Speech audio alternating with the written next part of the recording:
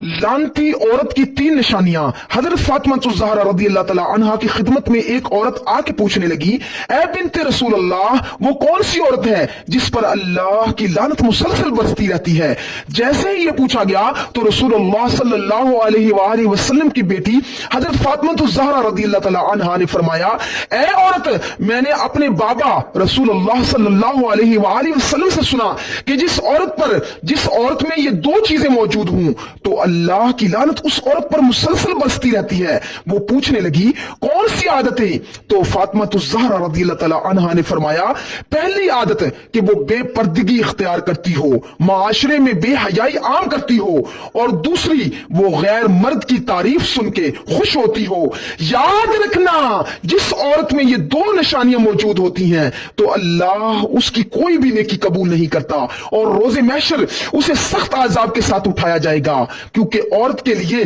सबसे बेहतर है कि वो ना किसी गैर